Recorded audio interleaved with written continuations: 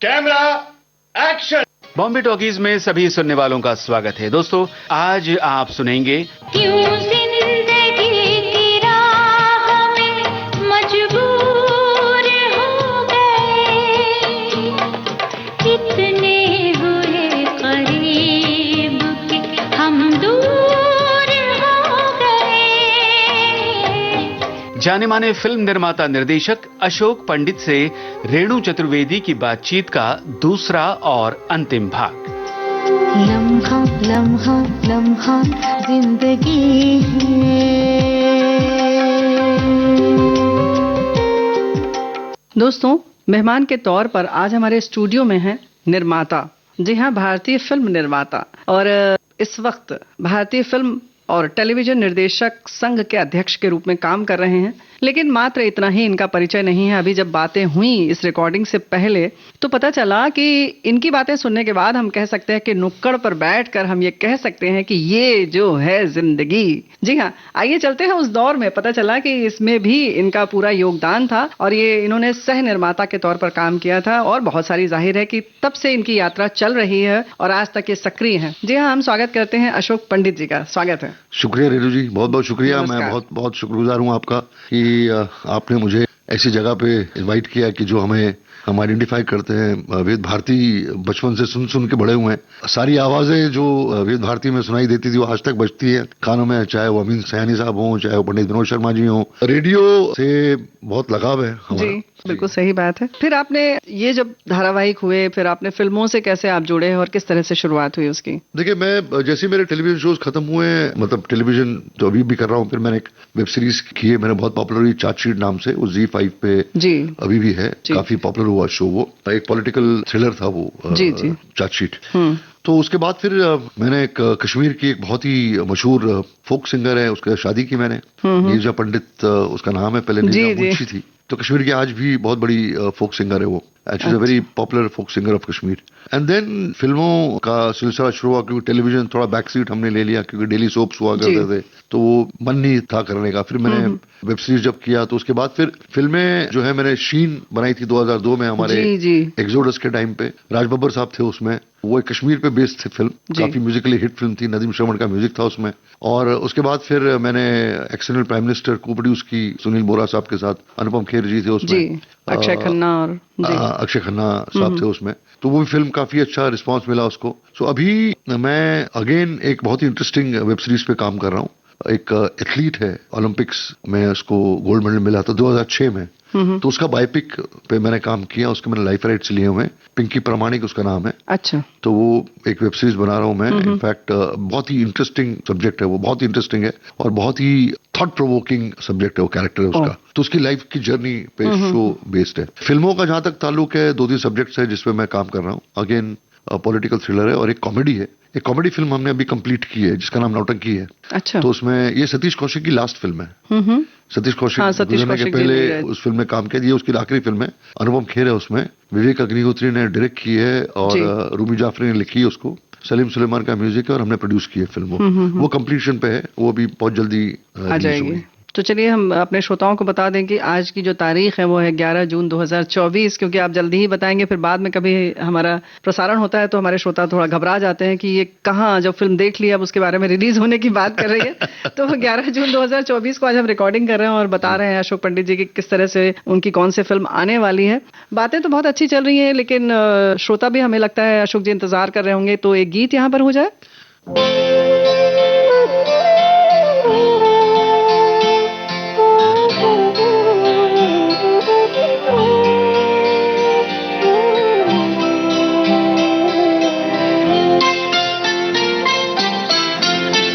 प्यार मुझसे जो किया तुमने तो क्या पाओगी।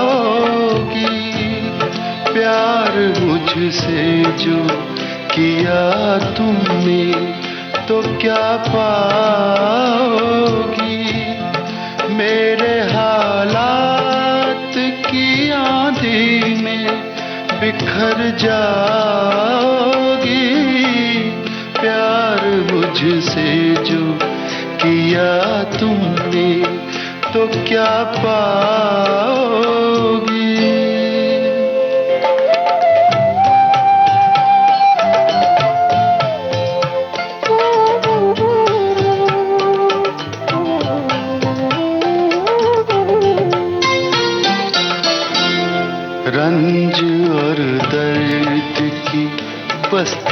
का मैं बाशिंदा हूँ, ये तो बस मैं हूँ कि इस हाल में भी जिंदा हूँ। ख्वाब क्यों देखूं वो कल जिस पे मैं शर्मिंदा हूँ, मैं जो शर्मिंदा हुआ तुम भी तो शर्माओगी। प्यार मुझसे जो किया तुमने तो क्या पाओगी।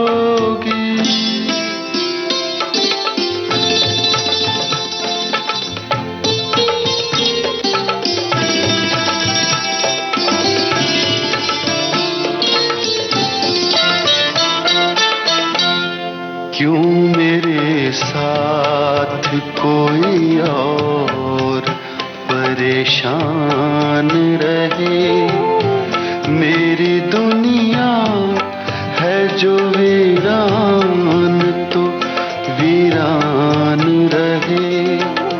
जिंदगी का ये सफर तुम पे तो आसान रहे, हम सफर मुझको बनाओगी तो पछताओगी। प्यार मुझसे जो किया तुमने तो क्या पाओगी।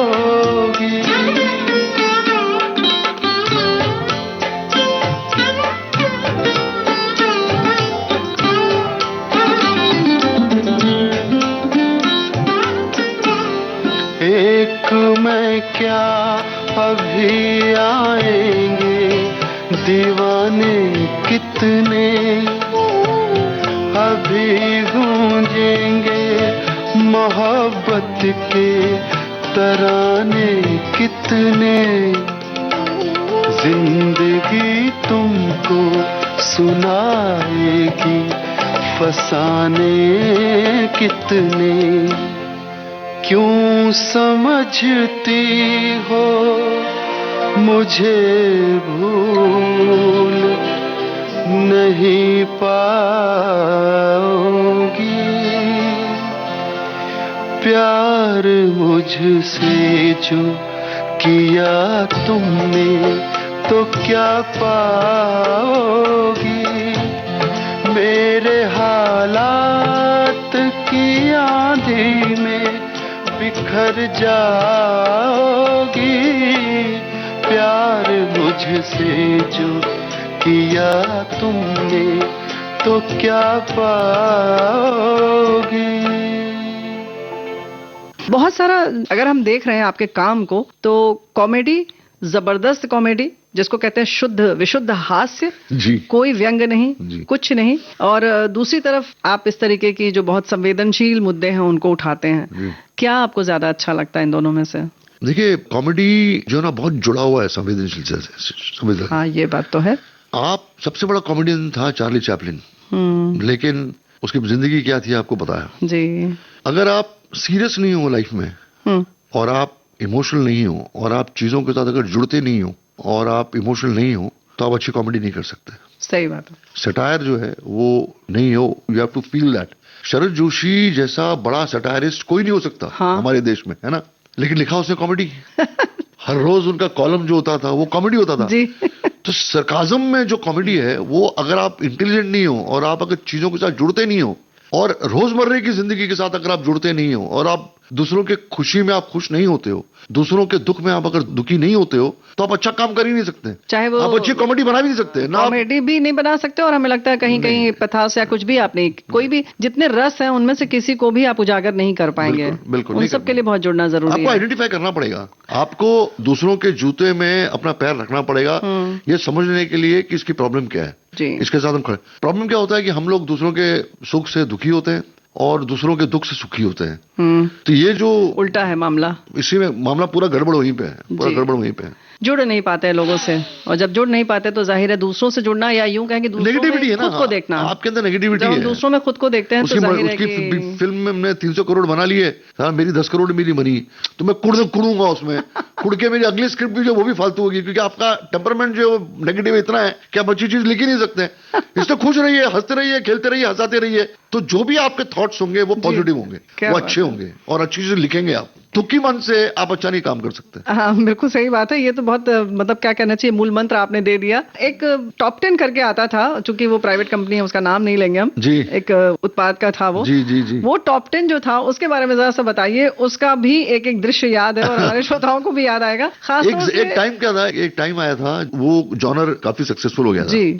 तो एक था उसके पहले सतीश कौशिक और पंकज कपूर था एक उसमें, फिर दूसरा जो मैंने किया, तो क्या होता था, जो टॉप 10 गाने होते थे फिल्मों के उस 10 दिन में या उस हफ्ते में 15 दिन में, उसको प्ले करने के लिए आपको कहानी जोड़नी पड़ती थी, कॉमेडी लिंक देते थे जी, जिसे हम अभी कर रहे हैं जी जी।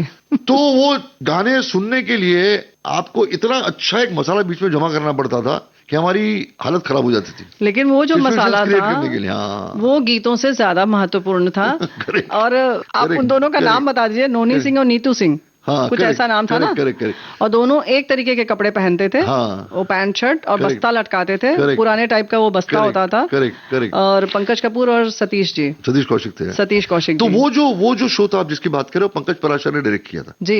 लेकिन उसके बाद में एक और आया जी जी, वो मैंने किया था डायरेक्ट जी, फिर वो कंटिन्यूसली चलता रहा। हाँ, लेकिन विजुअली अगर हम बात करें, वो इसलिए यहाँ पर उसका जिक्र करना चाह रही हूँ मैं खास तौर से, जहां तक मैंने उसका अध्ययन किया और जो मुझे देखकर लगा कि सच मायने में जो दृश्य जो होता है उसमें किसी भी डायलॉग की जरूरत नहीं होती है, ये उसने साबित कर दिया था। उसमें उनका जो हाव भाव होता था, उनकी जो बॉडी लैंग्वेज होती थी, वो बहुत कुछ कह जाती थी और बहुत हद तक हंसा जाती थी, गुदगुदा जाती थी हम लोगों को, बिल्कुल, है ना।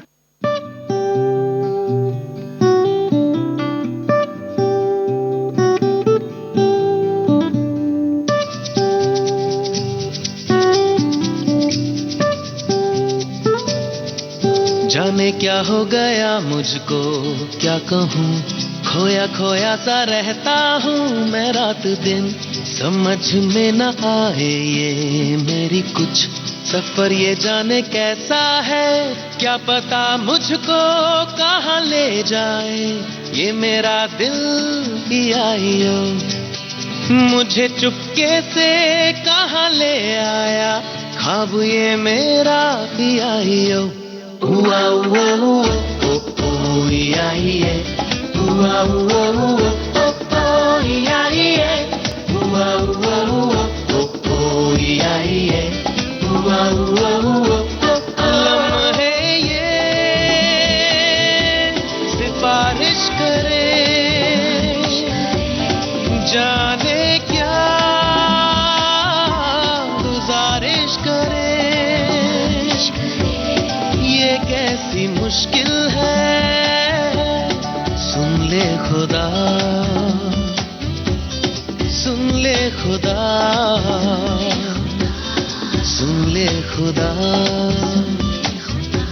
मुझे क्यों अनकही बातें सुनाई दे, भीगी है रोशनी में क्यों ये ख्वाहिशें, उलझी है मेरी आंखों में क्यों नींदें, ये बेखुदी हाँ कैसी है, हौसला मेरे क्यों ख्यालों का आसमां छुए आइयो, चल पड़े हम तो तेरी राहों में, ये जहां भूले आइयो। हुआ हुआ आइए, हुआ हुआ आइए, हुआ हुआ आइए, हुआ हुआ ये इश्क अब सुबह कैसे हो, दो लफ्जों में बयां कैसे हो, ये कैसी मुश्किल है, सुन ले खुदा, सुन ले खुदा, सुन ले खुदा।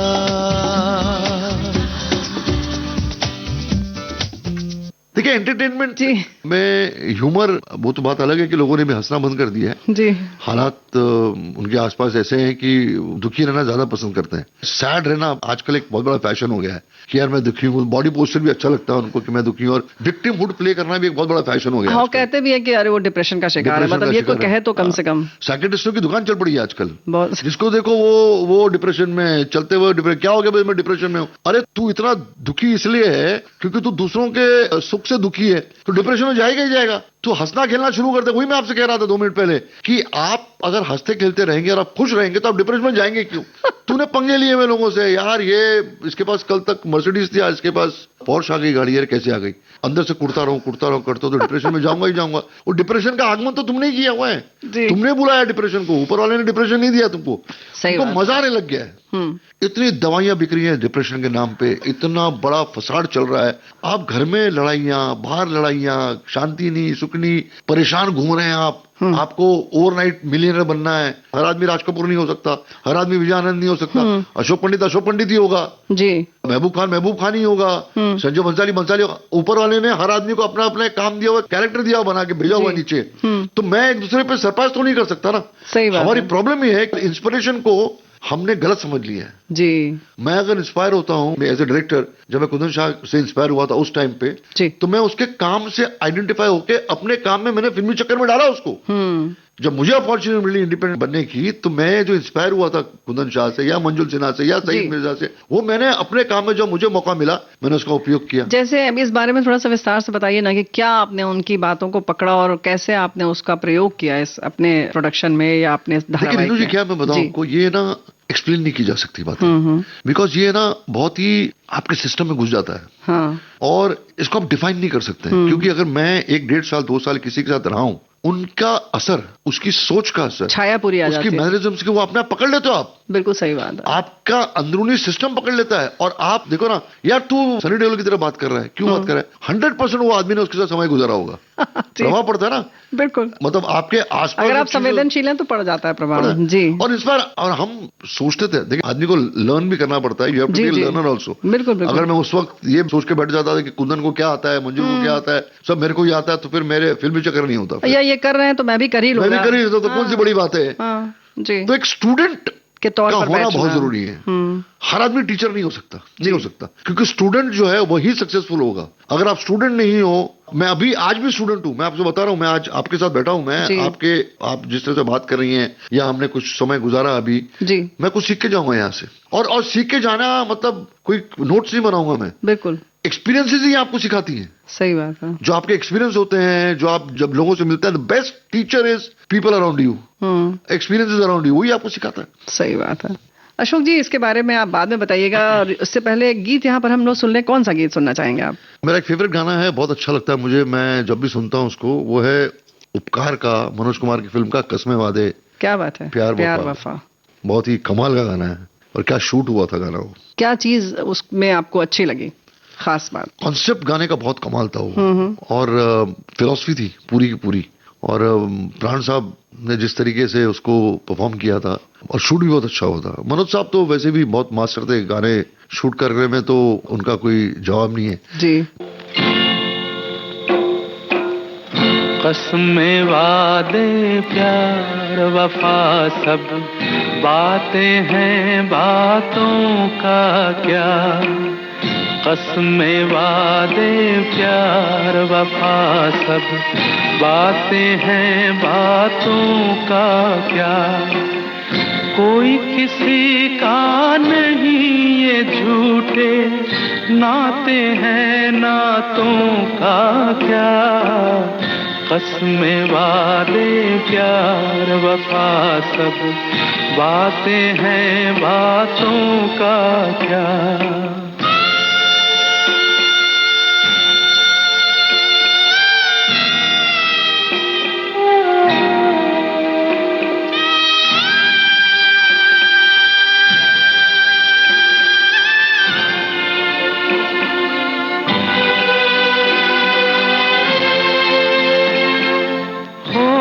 मसीहा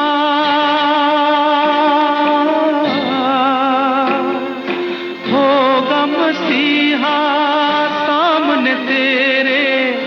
फिर भी न तू बच पाएगा, तेरा अपना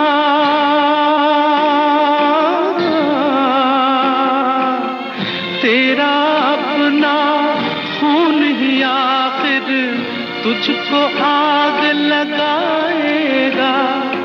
आसमान पे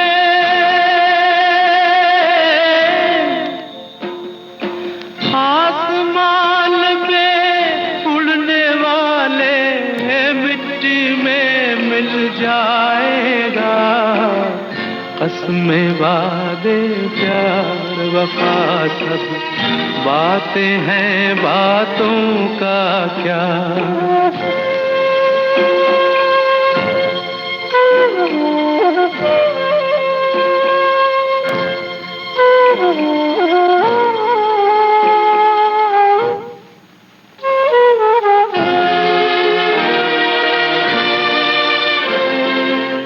सुख में तेरे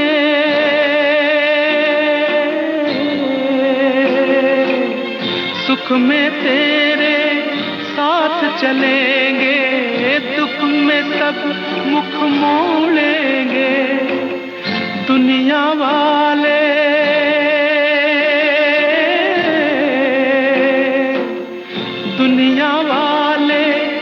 तेरे बनकर तेरा ही दिल तोड़ेंगे। देते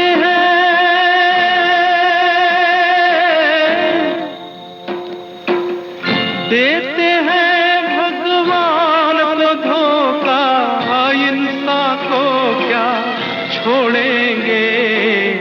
कसमें वादे प्यार वफा सब बातें हैं, बातों का क्या। कोई किसी का नहीं ये झूठे नाते हैं, नातों का क्या। कसमें वादे प्यार वफा सब बातें हैं, बातों का क्या।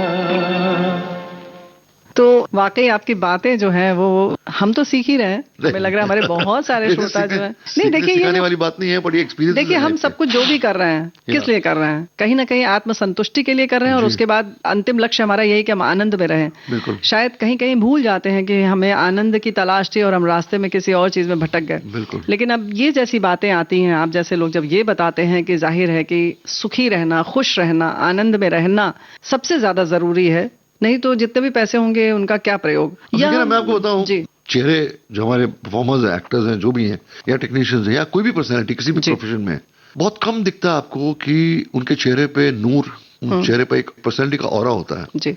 अब देखिए हेमा जी जो हैं वो कितने साल से इंडस्ट्री में और उनकी एज क्या है, लेकिन हेमा जी जब भी किसी गेट टुगेदर में या किसी फंक्शन में आती हैं तो उसके आसपास सब जो है ना वो अंधेरे में लगते हैं जी। तो पर्सनालिटीज जो आपकी बनती हैं वो आपकी सोच से बनती हैं, या आपका टैलेंट जो भी है। बहुत सारे टैलेंटेड लोग हैं हमारी इंडस्ट्री में, बहुत भरा हुआ टैलेंट से, लेकिन वो जो ऑरा है बच्चन साहब का है। बच्चन साहब जहां एंटर करते हैं larger than life size aura है उनके पास, या धर्म जी कहीं जाते हैं तो वो जो पर्सनालिटीज जो है, आज टब्बू है या दीपिका है या माधुरी जी हैं, वो ऑरा जो इन्होंने क्रिएट किया अपना, वो ऑरा आपके अंदर की भावनाएं होती हैं। जी जी। हम बोलते हैं ना चोरों जैसी शक्ल है इसकी, वो क्या होता है, चोरों जैसी शक्ल क्या होती है, वो आदमी 100% अंदर से नेगेटिव सोचता है जी। तो आपकी शक्ल जो है मिरर तो आपका चेहरा ही है। आपका चेहरा जो है वो आपकी सोच से बनता है, आपकी पर्सनालिटी, आपकी चाल, आपकी वॉक जो है वो आपके पर्सनालिटी से बनती है। तो पर्सनालिटी कैसे बनेगी, अंदर आपकी सोच, आप गंद लेके घूम रहे हो तो फिर वो तो फिर गड़बड़ी है ना पूरा। ऐसे में हमारे बुजुर्ग हमारे घर में ऐसे कहते थे कि किसी को ऐसे सिंग नहीं होती है, बस इन्हीं सब चीजों से इंसान पहचाना जाता है कि क्या उसकी सोच है, कोई अलग से सिंग नहीं निकलेगी। स्पिरिचुअली इंक्लाइंड होना ना रेणु जी बहुत जरूरी है लाइफ में, बहुत जरूरी है। वो एक स्पिरिचुअल गुरु जो है वो आपको पकड़ के रखता है और आपको गलत रास्ते पे जाने नहीं देता। I am been very fortunate to have a very strong guru along with my parents and all. हमारी फैमिली, चूंकि हम कश्मीर से भी हैं तो हमारी फैमिली का बैकग्राउंड रहा है ऑफ स्पिरिचुअलिज्म, साधु संत फकीर उनके बीच में ही हम पले बड़े हैं। तो डेफिनेटली एक कंसोलेशन है, एक प्लेटफॉर्म आपका तैयार होता है, आप उसी उसमें रहते हो, एक माहौल पूरा रहता है और वो भी चीजें हमें लगता है कहीं ना कहीं आपके अंदर अपने आप आ जाती हैं जिन्हें हम संस्कार का नाम देते हैं और उसके लिए अलग से कुछ प्रशिक्षण की जरूरत नहीं पड़ती है। करेक्ट वो आता जाता है। बिल्कुल। और हालांकि हमें लगता है कि कहीं ना कहीं बच्चों को ये लगता होगा कि इस वक्त ये क्या कर रहे हैं, ये इसकी क्या जरूरत है, लेकिन जब एक उम्र आती है तो वो सारी चीजें अपने आप उपज जाती हैं, वो बीज के तौर पर पड़ा रहता है हमारे अंदर। तो हमें लगता है कि हमारे इस प्लेटफॉर्म से खासतौर से जब ऐसी बात निकली है तो जो गार्जियन है, जो अभिभावक हैं, उनको इस तरीके का माहौल घर में देना चाहिए। गायक के तौर पर आपको कौन सबसे ज्यादा पसंद है? देखिए, हमारे यहाँ जो 90s और 80s के सिंगर्स थे जी, वो तो सब कमाल थे, चाहे वो किशोरदा हो, चाहे वो रफी साहब हो, एक पूरी जनरेशन थी। हाँ। लता जी हो, आशा जी हो, मतलब भरा हुआ म्यूजिक था वो, समृद्ध था। जो जैसा गाए वो अच्छा लगे। आशा जी की अपनी कमाल, लता जी अपनी जगह पे, किशोर कुमार अपनी जगह पे, बिल्कुल सही बात है। फिर उसके बाद उदित नारायण आए, अलका जी आई, सुनिधि चौहान मेरी फेवरेट सिंगर है आज के टाइम पे। जी जी। श्रेया घोषाल है, सोनू निगम अपने आप में एक बहुत बड़ा जबरदस्त सिंगर है। तो आई थिंक सिंगर्स अपने इंडस्ट्री में बहुत सारे सिंगर्स हैं और एक से एक कमाल के सिंगर्स हैं, क्योंकि कंपोजर्स भी बहुत कमाल है ना हमारे। हाँ, बहुत कमाल। इनफैक्ट देखिए, मैं आपको बताऊं, मैं ये जो आज के जो हमारे म्यूजिक डायरेक्टर्स हैं जो बहुत ही मेलोडी क्रिएट करते हैं, वैसे है प्रीतम है, सलीम सुलेमान है। सलीम सुलेमान का एक गाना मुझे बहुत पसंद है जो डोर में था फिल्म में, ये हौसला कैसे रुके, जो गाना, ये हौसला कैसे रुके, सुपरहिट गाना है। पूरी लाइफ की फिलॉसफी में, लाइफ की फिलॉसफी उस गाने में, और कंपोजिशन मतलब वो लगता है प्रेयर भी है, वो रोमांटिक भी है, वो स्पिरिचुअल भी है, तीनों चारों एलिमेंट्स उस गाने में इंस्पायरिंग है, बहुत ज्यादा इंस्पायरिंग है। इनफैक्ट आज मैंने देखा है बहुत सारे फंक्शंस में भी, इवेंट्स में भी ये गाना गाया जाता है। बिल्कुल सही बात है। तो सुनते हैं ये वाला गीत डोर फिल्म का।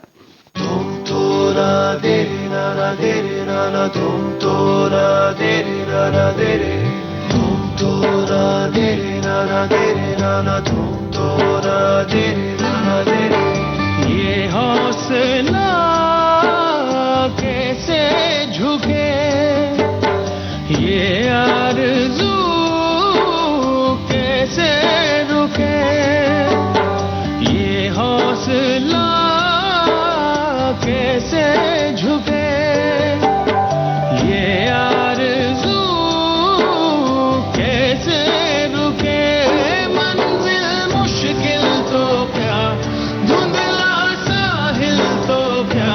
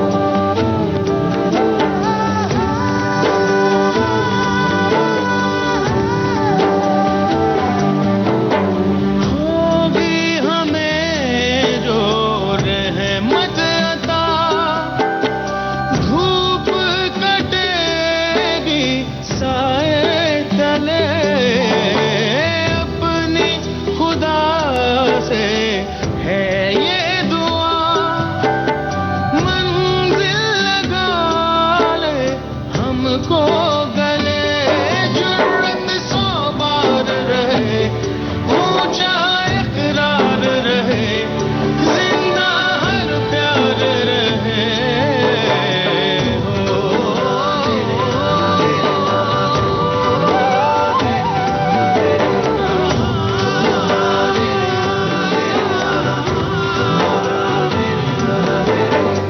ये हौसला कैसे झुके, ये आरज़ू कैसे रुके, ये हौसला कैसे झुके, ये आरज़ू कैसे रुके। युवाओं के बारे में आप क्या कहना चाहेंगे, आजकल के युवाओं के बारे में? मैं तो बहुत इंस्पायर्ड हूँ उनसे, मैं सीखता भी हूँ आज की जनरेशन से। जी, दे आर ब्रिलियंट, और इतना ट्रांसपेरेंसी इनमें, इतनी समझ है इनमें, इनकी सोच में, इनके हर चीज में। जी, they are much ahead of time. और आप बिलीव नहीं करेंगे, मेरे आसपास मेरे जो कलीग्स हैं, कोई भी 22 साल के ऊपर नहीं है। अच्छा, मेरे असिस्टेंट्स, मेरे कलीग्स, मेरे सिनेमाटोग्राफर्स, मेरे सब यंगस्टर्स मेरे आसपास हैं। क्योंकि सबसे बड़ी बात इस जनरेशन में ये है, रेणु जी बताऊं मैं आपको, जी, ये ऑनेस्ट है। इनको जो चीज पसंद नहीं हो, आपको बोल देंगे सर ये वर्क नहीं करेगा, मत करिए। हाँ, जिसको हम लोग कहते हैं कि दबते नहीं है। दबते नहीं है। पहले हुआ करता था, तुसी ग्रेट हो सर, क्या सोचा है आपने, तो जो चढ़ा चढ़ा के आपको गिराया लोगों ने, वो आजकल पॉसिबल नहीं है। एंड जो जनरेशन है, इनके पास फैसिलिटीज भी बहुत है। जी, मोबाइल्स है, गूगल भी आ गया, बहुत कुछ, मतलब चीजें उनके पास। तो उनका एजुकेशन जो है मच, मैं ज्यादा डिस्कस नहीं करता इनके साथ, क्योंकि अगर मैं डिस्कस करता हूँ तो एक्सपोज होने का डर होता है।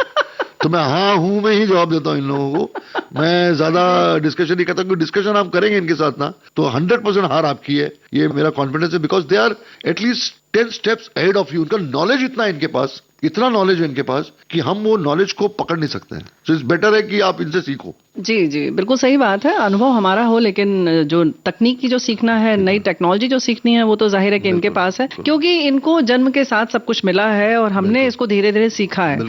तो ये वैसे अशोक जी आपका बड़प्पन है कि आप कह रहे हैं कि मैं चुप रह जाता हूँ, कलाई खुल जाएगी, लेकिन ऐसा नहीं होता है।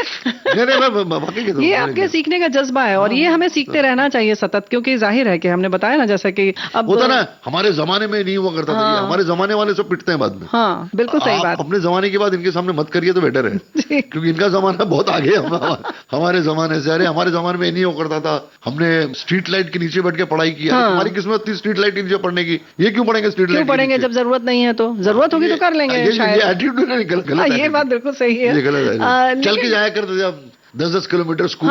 तुमको टैक्सी में जाना है, तुमको ऑटो में जाना है, तुमको नखरा दिखा रहा हूँ जी।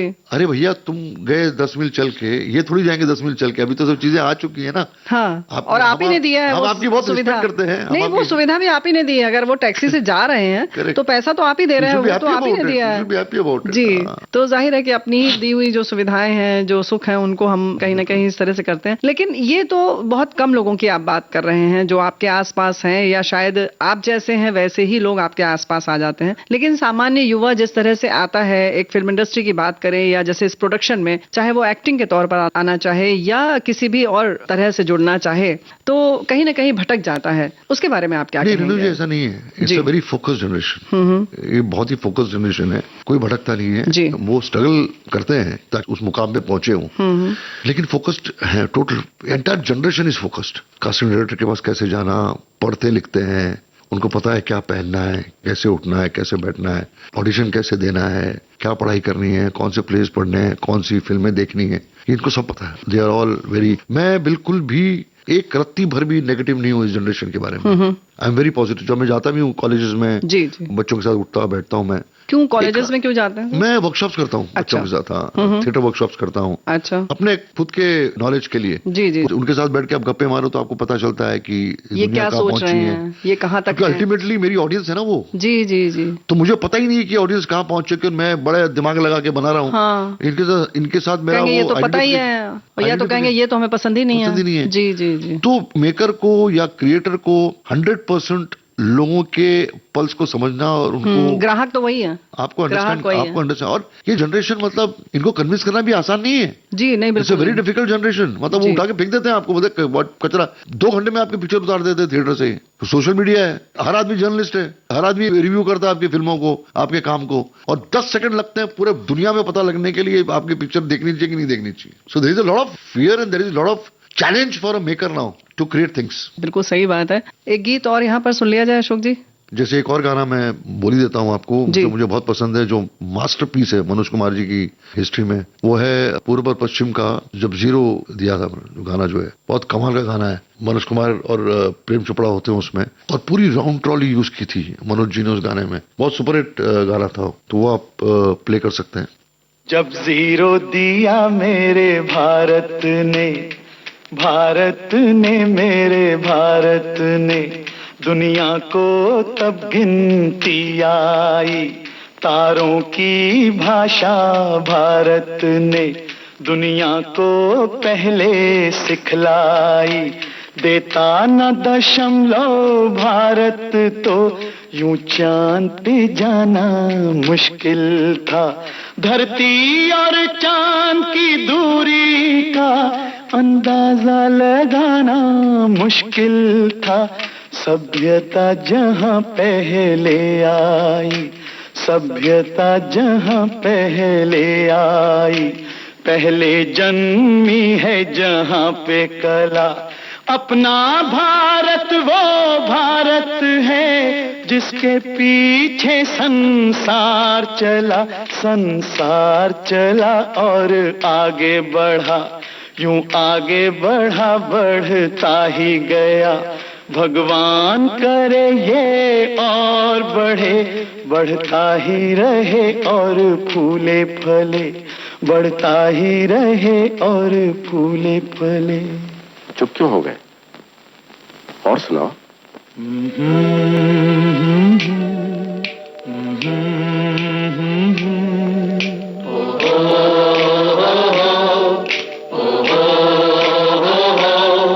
है प्रीत जहां की रीत सदा,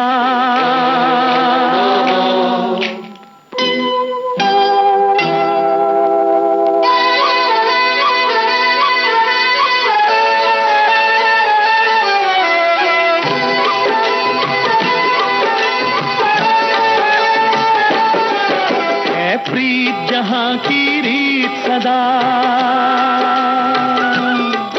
है प्रीत जहां की रीत सदा, मैं गीत वहां के गाता हूँ, भारत का रहने वाला हूँ, भारत की बात सुनाता हूँ, है प्रीत जहां की रीत सदा।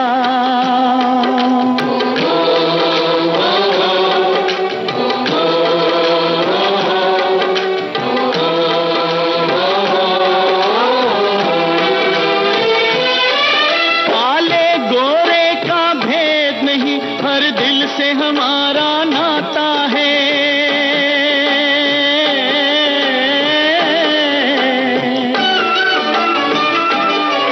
कुछ और न आता हो हमको, हमें प्यार निभाना आता है,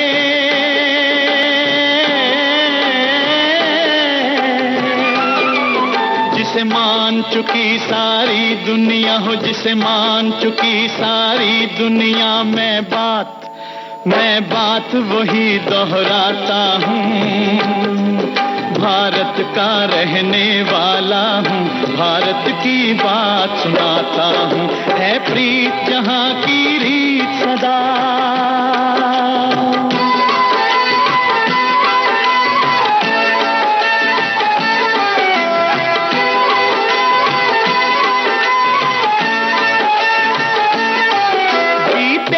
किसी ने देश तो क्या, हमने तो दिलों को जीता है,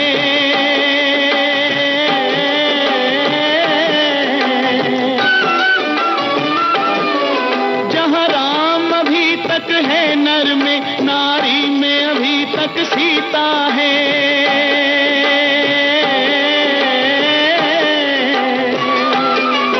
कितने पावन है लोग जहां इतने पावन हैं लोग जहां मैं नित नित शीश झुकाता हूँ। भारत का रहने वाला हूँ, भारत की बात सुनाता हूँ।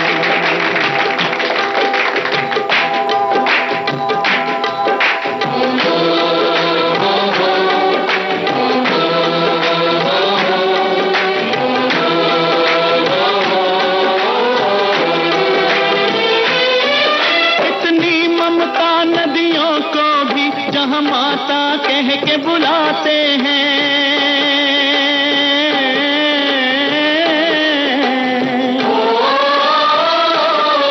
कितना आदर इंसान तो क्या पत्थर भी पूजे जाते हैं।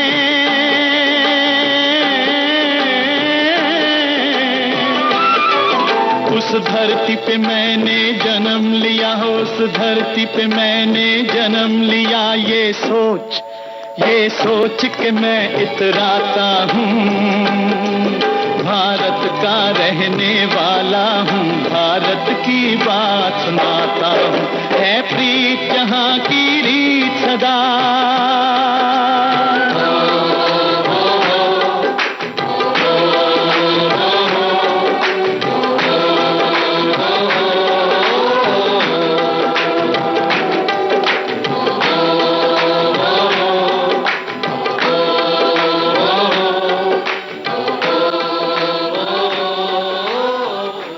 अशोक जी, आप बहुत खुश रहने की बात कर रहे हैं, तो ये तो हो गया काम के समय की बात, लेकिन उसके अलावा और क्या आप करते हैं खुश रहने के लिए, या यूं कहें कि अपनी समय गुजारने के लिए? देखिए, मैं फिल्में बहुत देखता हूँ जी। म्यूजिक मेरा बहुत मेरी वीकनेस है, तो मैं म्यूजिक डायरेक्टर्स जो हैं वो उनके बारे में पढ़ता हूँ, लिरिसिस्ट जो हैं उनके बारे में पढ़ता हूँ, पोएम्स पढ़ता हूँ। मैं पोएम्स इन द सेंस जो लिखा हुआ मटेरियल जो भी होता है, और अपने आप को आइडेंटिफाई करने की कोशिश करता हूँ इन चीजों से। गुलजार साहब हैं, जावेद साहब हैं, मतलब मेरे लिए ना ये लोग बहुत लार्जर देन लाइफ साइज हैं। जी जी बिल्कुल। मैं एंजॉय करता हूँ इनको सुन के, इनके बारे में पढ़ के, इनके बारे साथ में उठना बैठना जो भी कुछ, और मैं अंदर से बहुत खुश होता हूँ जब मैं when I read about them, when I listen to them. तो फिर एनालाइज करता हूँ कि ज्वेल थीफ अगर विजयानंद ने बनाई थी तो उसने उस सीन कैसे पकड़ा होगा, फिर उसने कैसे स्क्रीन प्ले लिखा होगा। राम गोपाल वर्मा ने फिल्म बनाई, मधुर भंडारकर ने बनाई चांदनी बार, तो कैसे बनाई, सोच कैसे आई होगी उसको। तो I keep my self alert, मैं अपने आप को जिंदा रखने की कोशिश करता हूँ, और मुझे लगता है कि जो जिंदगी मिली हुई है उसमें जितना हो सके उतना करो। मैं एक मिनट भी खाली नहीं बैठता, मेरा या तो माइंड चलता है या मेरा शरीर चलता है। देखिए, खाली टाइम जो है ना, ये शब्द ऐसा है कि ये आप पे डिपेंड करता है। जी जी। तो खाली वक्त मेरे पास होता नहीं है, मैं प्रायोरिटीज है मेरे लिए। मेरा पैशन है ओपन स्पेसेस। ओपन स्पेसेस मतलब कि एक शहर में जो खत्म होने के कगार पे है। मैं बोलता हूँ कि बच्चों को, जो बच्चे बड़े होते हैं या नेक्स्ट जनरेशन जो बड़ा होता है, एक खुलापन होना बहुत जरूरी है। तो मैंने जो लैंड माफिया है उनसे मैं लड़ा हूँ, मैंने जमीनें बचाई हैं, मैंने वो आप बता रहे थे। मैंने बहुत सारे गार्डन्स बनवाए हैं सिटीजन्स के साथ मिलके। हमारे बहुत सारे सिटीजन एक्टिविस्ट हैं जो हम लोग जिंदा हैं, अपने आप को जिंदा रखा हुआ है कि हम एज ए सिटीजन जो हैं, हमारा फर्ज बनता है देश को वापस देना भी। जी जी। हम अपनी ड्यूटीज की बात नहीं करते हैं, हम अपने राइट्स की बात करते हैं। जी हमेशा। तो मैं सिर्फ अपनी ड्यूटीज की बात करता हूँ, मैं अपने राइट्स की बात ही नहीं करता। राइट्स अपने आप लिखा हुआ है कॉन्स्टिट्यूशन में, आपको मिलेगा। आप राइट टू स्पीच है, आप जितने भी राइट्स है वो आपको मिलते ही है ना, आपको मना कौन करता है? बिल्कुल सही। लेकिन जो ड्यूटीज हैं, मतलब यार जो रोड पे चल रहे हैं तो एम्बुलेंस जा रही है तो बजा रही है हॉर्न, गाड़ी का रास्ता नहीं मिल रहा है, तो मुझे लगता है कि मुझे गाड़ी से नीचे उतरना चाहिए। मुझे पूरी कोशिश करनी चाहिए कि एम्बुलेंस जितनी जल्दी निकल सके उतनी जल्दी निकले। मैं अगर अपनी गाड़ी में बैठा हूं तो मेरे में और चलती फिरती लाश में कोई फर्क नहीं है। So I want to remain alive, I want to be a live person. और मेरे से या मेरे कामों से या मेरे करतूतों से अगर किसी का कुछ फायदा होता है, I am the most happiest person. क्या बात। मेरे पिताजी मेरे को बोला करते थे, मैं आपको बता रहा हूँ, बहुत कमाल की बात बोला करते थे। बोलते थे कि दुनिया में सबसे बड़ी दौलत अगर आपके पास है ना, वो पैसा, मकान, बंगला नहीं है। आपके पास वो दौलत है कि अगर आपके वजह से किसी के चेहरे पे मुस्कान अगर आती है तो मुस्कुराहट जो है ना, उससे बड़ी दौलत नहीं हो सकती आपके पास, कोई नहीं हो सकती। सही बात। तो ऐसे कुछ चीजें हैं जो I am very passionate about. मैं मिलने जुलने में बिलीव करता हूँ बहुत। मैं अच्छा लर्नर हूँ, मैं अच्छा सुनकार हूँ, और मुझे भीड़ चाहिए, मुझे लोग चाहिए आसपास। मैं लोगों के आसपास उठना बैठना, मस्त रहना मैं बिलीव करता हूँ। I want to enjoy my life with lot of knowledge, with lot of doing good for people, for environment, for the country, for the nation, क्योंकि मुझे अपने देश से प्यार बहुत है। मेरे लिए नेशन फर्स्ट है, जो हमारे प्रधानमंत्री जी हर वक्त बोलते रहते हैं, नेशन फर्स्ट, नेशन फर्स्ट। और मैं उनका होना भी चाहिए हम लोगों को सबको। मैं उनका बहुत बड़ा फैन हूँ। ये आपका एंटरटेनमेंट प्रोग्राम है, लेकिन मैं बहुत बड़ा फैन हूँ प्राइम मिनिस्टर का, नरेंद्र मोदी जी का, बिकॉज वो आदमी इंस्पायर करता है। वो आदमी आपकी जिंदगी को जीना कैसे वो सिखाता है। मैं क्यों इंस्पायर होता हूँ? एक शख्स को मैंने कभी चेहरे पे कभी मैंने शिकन देखी नहीं जी। दुनिया भर का झमेला, या हमारे दिन में अगर हमसे ऑटो छूट जाता है या खड्डे हमको रोड में मिलते हैं तो हम चिढ़ जाते हैं। उस आदमी के चेहरे पे शिकन नहीं है। क्या वो करता है, ये मैं जानने की कोशिश करता हूँ कि वो 24 hours round the clock he is active, he is passionate, fresh, he is laughing, he is happy, he is meeting people, he is talking to people. दुनिया से बात कर रहा है, कैसे करता होगा ये? तो अगर मैं सुबह सपोज मैं कहीं बता रहा हूँ आपको, लेट उठा, कभी रात को लेट सोए हैं, कुछ शूटिंग वूटिंग जो हुई है, सुबह हम 9 बजे उठे और हमने टीवी देखा, तो मैं टीवी में देखता हूँ नरेंद्र मोदी जी जो है वो उधर उत्तराखंड में कुछ लोगों से मिलने गए, कुछ चक्कर में, सुबह के 9 बजे। तो मैं इतना गिल्ट हो जाता हूँ मुझे कि यार तू जिंदगी अपनी वेस्ट कर रहा है, तू साला अभी बिस्तर से उठा, अभी चाय पी रहा है बेटी, वो आदमी कहाँ से कहाँ पहुंच गया देख लो। तो I get inspired by people like him and मैं कॉम्प्लेक्स में आ जाता हूँ। सच्ची बता रहा हूँ मैं आपको कि यार ये सीखने का जज्बा है आपका कि ऐसा होना चाहिए हमको। पीपल शुड इंस्पायर यू ना 100%। लोगों को आप देखोगे नहीं, और मेरे में बिल्कुल एरोगेंस नहीं है। मैं हार्डकोर एक्टिविस्ट हूँ, मैं मुंहफट हूँ, सब कुछ करेक्ट है, लेकिन I am a great learner. मैं मजा आता मुझे सीखने, तो पता चला। मैं ग्रेट लर्नर हूँ, मेरे में कोई किसी किस्म का एरोगेंस या ईगो नहीं है। हाँ, अगर कहीं गलत है तो मैं शोर उठाऊंगा, मैं आवाज तो जरूर करूंगा, मैं चिल्लाऊंगा, चीखूंगा, और मैं देखूंगा कि यार ये जिसका हक है उसको मिलना चाहिए। सिंपल सी बात है, बहुत बड़ी और बहुत ही सिंपल फिलॉसफी है लाइफ की, कोई कॉम्प्लिकेटेड नहीं है। मैं अपने आसपास कोई जाल नहीं बुनता और जाल में फंसता नहीं। मैं निकले सुबह, जुबेर साहब का फोन आया, चलो बैठेंगे, चलते हैं, गप्पे मारेंगे, मजा आ रहा है, आपके साथ मुलाकात हुई, इसी बहाने डेस्टिनी थी आपसे मुलाकात होने की, और अभी आप रिटायर हो रही हैं, तो पता नहीं मुलाकात कब होती नहीं होती। तो आप बुलाएंगे, यही तो हम कहने वाले थे कि आप कब बुला रहे हैं। ऊपर वाले ने ये डिसाइड किया कि आपकी मुलाकात रेणु जी से होनी है जी। वो डायरी में आ गया था तो होनी थी, बिल्कुल तो डेस्टिनी है। I had a fantastic time talking to you, और मजा है जी, बिल्कुल सही बात है। जैकी श्रॉफ को देखिए कैसे वो लेके घूमता रहता है प्लांट को, प्लांट बांटता रहता है, इंस्पायर करता है। Anupam Kher is a very big inspiration to me. जबरदस्त। अनुपम खेर आज भी मैं बता रहा हूँ आपको, सुबह जब नींद से उठता है वो ऐसे बिहेव करता है कि अभी अभी लोकल ट्रेन से नीचे उतरा है, बंबई आया है, अब स्ट्रगल उसकी शुरू होने वाली है।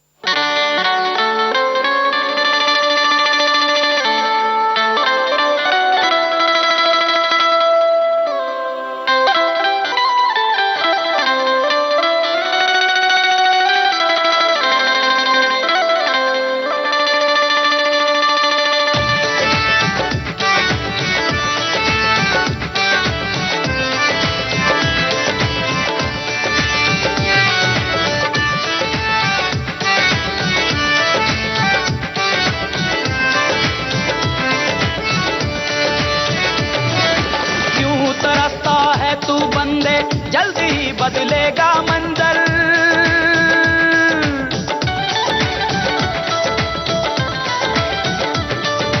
क्यों तरसता है तू बंदे, जल्दी ही बदलेगा मंजर। झांक ले तू एक दफा बस दिल से अपने दिल के अंदर,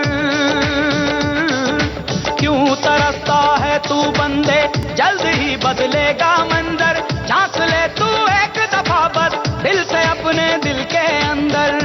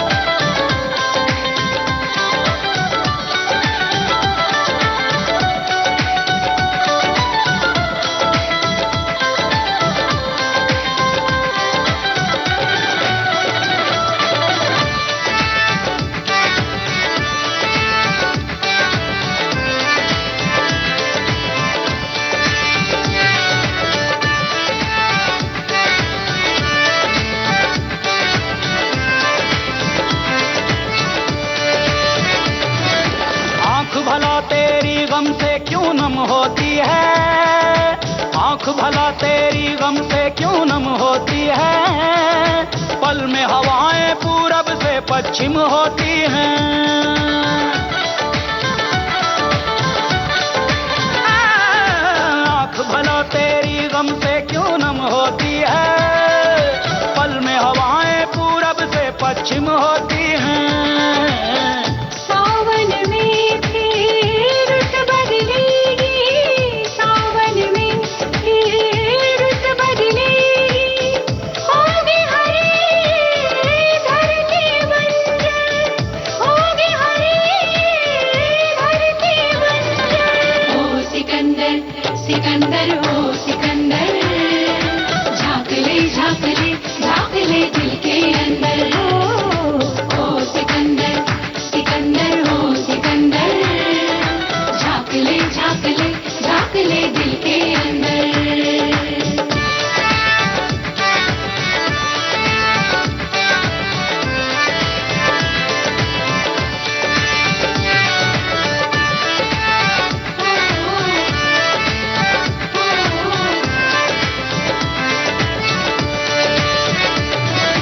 कोशिश करने से मुश्किल आसान होती है, कोशिश करने से मुश्किल आसान होती है, मिलने से क्या बोल तमन्ना कम होती है।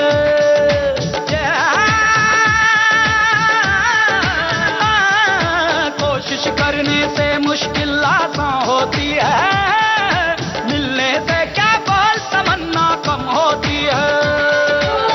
जो भी मिला वो भी है मुक़द्दर, जो भी मिला वो भी है मुक़द्दर, जो न मिला वो भी है मुक़द्दर, जो न मिला वो भी है मुक़द्दर। ओ सिकंदर ओ सिकंदर ओ सिकंदर, झांक ले झांक ले झांक ले दिल के अंदर। ओ सिकंदर ओ सिकंदर ओ सिकंदर, झांक ले झांक ले झांक ले दिल के अंदर। क्यों तरसता है तू बनने, जल्द ही बदलेगा मंजर, झांक ले तू एक दफा बस दिल से अपने दिल के अंदर। तुझ में भी वो बात है, तेरी भी औकात है, तुझ में भी वो बात है, तेरी भी औकात है, तू भी बन सकता है सिकंदर, हो तू भी बन सकता है सिकंदर। ओ सिकंदर सिकंदर ओ सिकंदर, झांक ले झांक ले दिल के अंदर। ओ सिकंदर ओ सिकंदर ओ सिकंदर, झांक ले झांक ले दिल के अंदर। ओ सिकंदर ओ सिकंदर ओ सिकंदर, ओ सिकंदर ओ सिकंदर ओ सिकंदर, ओ सिकंदर ओ सिकंदर ओ सिकंदर। आपका मैंने वो वीडियो देखा था और शायद इसीलिए हमको लगा कि आपको बुलाना है। क्या कौन सा अनुपम वाला? हाँ जी बिल्कुल, जो- अभी यही याद आया। मैं जब से आप आए मैं सोच रही थी कि क्यों बुलाया, कैसे बुलाया, कहाँ से सोचा, कैसे ये अशोक पंडित जी का नाम हमारे जहन में आ गया। और वो आपने जो वीडियो डाला था अनुपम खेर जी के, आप कार्यालय में गए हुए थे क्योंकि उनका 40 वर्ष पूरा हुआ था फिल्म इंडस्ट्री में, correct, और correct. आप उनको शुभकामना देने के लिए फूल का गुच्छा लेकर जा रहे हैं और आपने वीडियो डाला था। Correct, तो मैंने correct. कहा जुबेर जी से कि भाई अशोक पंडित जी को बुलाना है, देखिए उसका कारण क्या है। और वो मिले नहीं। हाँ। और श्रोताओं को इसलिए हम बता रहे हैं कि बहुत सारे श्रोताओं ने नहीं देखा होगा, और आपने वो बुके वहां रखा, उनको वहां प्रणाम किया, अनुपम खेर जी को बधाई दी और आप चले आए। जी। मतलब वहां से Correct, आप correct, पूरा correct. एंट्री से लेके आपका पूरा वो वीडियो है और वो Correct. बहुत अच्छा लगा मुझे। Thank you, तो thank सिर्फ you. इतने से के लिए हमने कहा भाई ये अशोक पंडित जी को बुलाइए, और तब से हम लोग आपकी तलाश में जुट गए। पता लगा कि अच्छा आपके सुपुत्र राज पंडित जी तो आके जा चुके हैं, तो बड़ी आसानी से फिर आपका नंबर मिल गया। तो ये छोटी सी कहानी थी आपको बुलाने क्या की। बात है। So nice, मैं अनुपम को बताऊंगा ये बात जी कि बहुत आपके बड़ी चक्कर बात। में बुला लिया मेरे को। देखो यार, थैंक यू वेरी मच। नहीं, ये अच्छी बात है कि आप लोगों से मिलते जुलते हैं, ये श्रोताओं के लिए बहुत बड़े सबक की बात है। जैसे आपने बताया उसका कि कारण है, देखे ना, अनुपम का जो 40 साल जी। का सक्सेस है, जो उसने उतार चढ़ाव लाइफ में देखे, उसका प्ले बहुत अच्छा है कि जी। कुछ भी हो सकता है।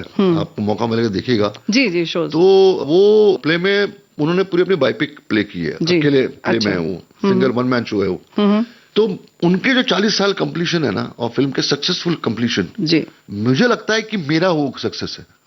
जी, I feel that's why excited होके मैं फूल लेके, गुलाब लेके मैं एंजॉय करता हूँ कि तेरा ही नहीं है सक्सेस, मेरा भी सक्सेस, और I am very happy that I am with you. आप मेरे ब्रदर की तरह, आप मेरे एल्डर ब्रदर की तरह। तो वो जो फन एलिमेंट है ना लाइफ का, रेणु जी, वो जिंदगी में रहना बहुत जरूरी है, बहुत जरूरी है। सुपर्ब। देखिए ये बात से याद आ गया, और तब से मैं कह रही हूँ जुबेर जी से कि कैसे बुलाया मैंने, क्यों बुलाया अशोक जी को, कहाँ से संदर्भ मिला, क्या देखा था आपका, नहीं मिल रहा था, वो वीडियो जो था वो इतना महत्वपूर्ण हो गया। मेरा जन्मदिन होता है जो मैं सुबह उसको मनाता हूँ ओल्ड एज होम में। मैंने रील भी डाली थी इस बार इंस्टाग्राम पे जी।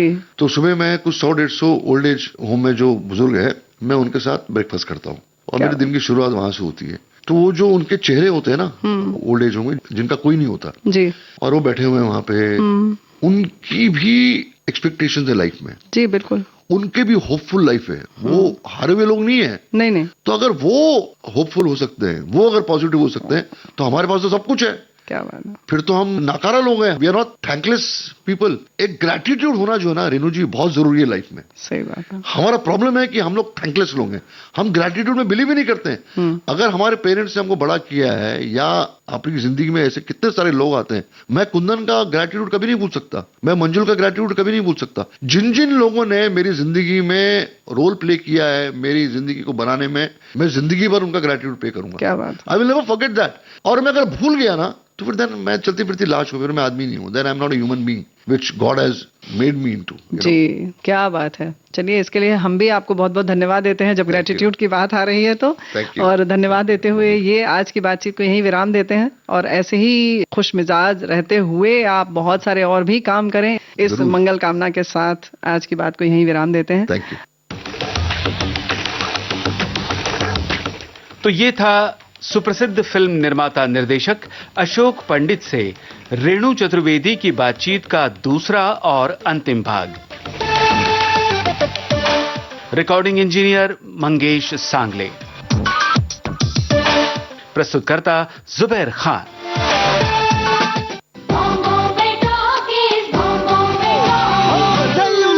डिजिटल अपना बॉम्बे टॉकीज।